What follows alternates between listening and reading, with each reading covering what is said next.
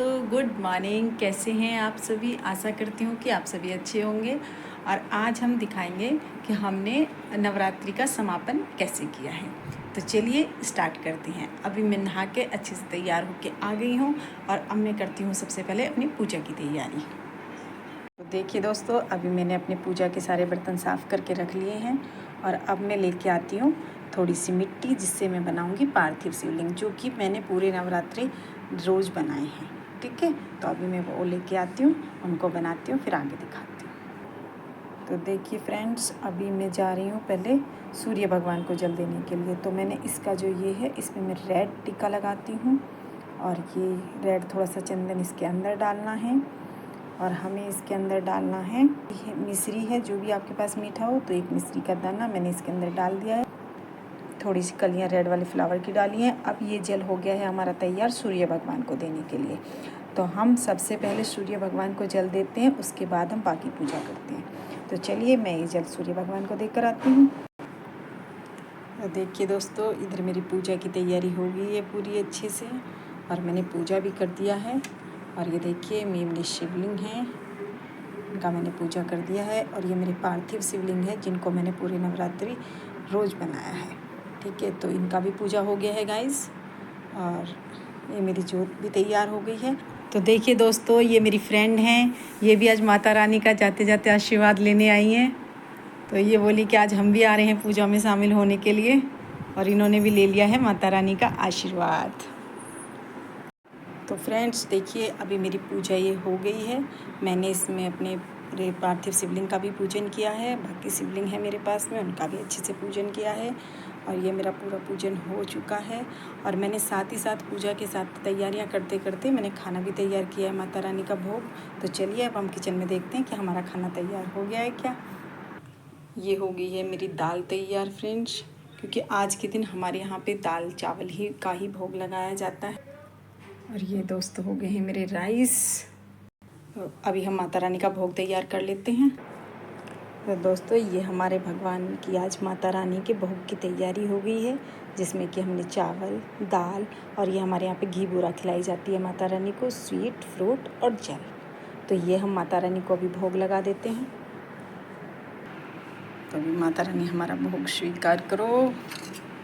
जय मैया रानी की।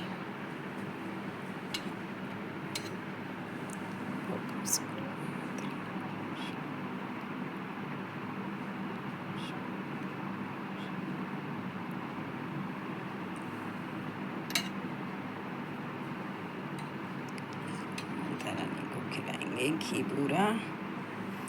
घी बूरा भी हमारे यहाँ पे घी बूरा का बहुत महत्व होता है ना।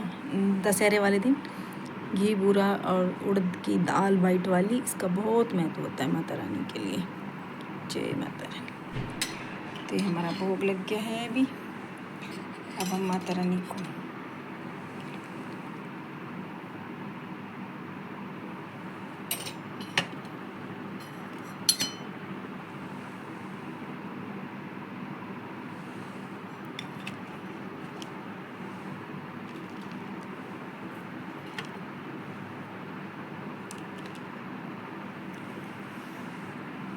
तो मैंने माता रानी का भोग लग गया है देखिए पूरा।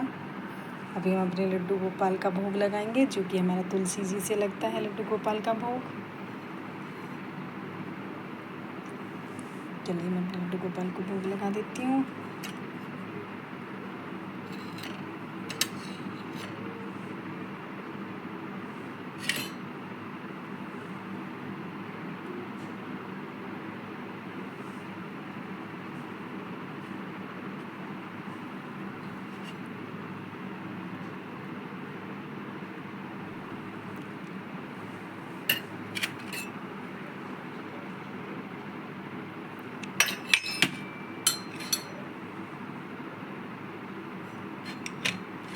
और अब ये तुलसी पत्र हम अपने लड्डू गोपाल के पास में रख देंगे। तो देखिएगा दोस्तों, अभी मेरी ये वाली पूजा हो गई है। अभी मेरा हवन बाकी है। पहले हम भोग लगा दिए माता रानी को, क्योंकि इसका टाइम था कि किस टाइम तक माता रानी को भोग लगा सकते हैं। तो उसी टाइम पे मैंने माता रानी का भोग लगा दिया है। और अब मैं करूँगी बैठ के हवन। और हवन के बाद जो मैं विसर्जन करूँगी कलश का, और जो हमारे ये जवारे हैं, इनका जैसे मैं विसर्जन करूँगी वो सब आपको दिखाऊँगी। दोस्तों ये मैंने माता रानी का हवन किया है, सामग्री डाल दी है मैंने, और ये माता रानी का मैंने पूरा अच्छे से हवन कर दिया है। हवन करने के बाद जैसे ही मेरी धूप ये सब ठंडी हो जाएगी उसके बाद मैं इनका विसर्जन करूँगी। तो दोस्तों मैंने ये हवन कर दिया है, अभी हमारा हवन हो गया है, जिसमें मैंने सामग्री और घी से, आम की लकड़ियों से बहुत अच्छे से हवन किया है। तो मेरा हवन पूरा हो गया है। लेकिन हवन में जो हम भोग लगाते हैं, तो आज का जो हमारा भोग है वो हमारे यहाँ पर बतासे से लगाया जाता है। बतासे को अच्छे से घी में भिगोते हैं और फिर माता रानी को भोग लगाते हैं। तो जैसे ही ये हमारी जोत ठंडी हो जाएगी तो हम इसका विसर्जन करेंगे और मैं विसर्जन भी आप सभी को दिखाऊंगी। दोस्तों अभी हमारा हवन हो गया है, पूजा हो गई है, भोग लग गया है, लेकिन अभी हम चलते हैं अपने कलश की तरफ। अब हमें जो ध्यान अपना लगाना है वो कलश की साइड लगाना है। तो कलश का हम जो नारियल है उसको उठा लेंगे, उसको हम उठाकर उसको तोड़ लेंगे और प्रसाद में उसको हम बांट देंगे।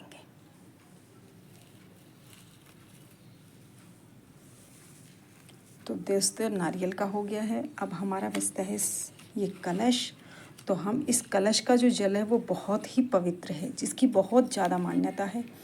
तो इस कलश के जल को मैं अभी इस फूल से भी कर सकते हैं, लेकिन हमने ये आम की पंखुड़ियाँ इसमें डाली हुई हैं, हम इसको इसमें भिगोकर पूरे घर में इसका छिड़काव करेंगे। उसके बाद सभी को थोड़ा थोड़ा जल इसमें से पीने के लिए देंगे। बाकी जल को हम सूर्य भगवान को किसी भी पेड़ के नीचे चढ़ा सकते हैं, लेकिन मैं इसको पेड़ के नीचे नहीं चढ़ा पाऊँगी। मैं इसको लेकर जाऊँगी अपने जो मेरे ये जवारे हुए हैं इनके साथ में, और वहीं पे मैं इस जल का भी विसर्जन करूँगी। तो देखिए गाइस, अभी मैं इसको पूरे घर में अपना छिड़क देती हूँ अच्छे से। तो दोस्तों मैंने जल को भी सारे घर में अपना ऊपर से नीचे तक पूरी छत पे नीचे अच्छे से छिड़क दिया है। और इसमें से थोड़ा सा जल मैंने सबको एक एक बूंद पीने के लिए भी दे दिया है, क्योंकि ये जल माता रानी के 9-10 दिन का आशीर्वाद होता है, बहुत ही पवित्र होता है।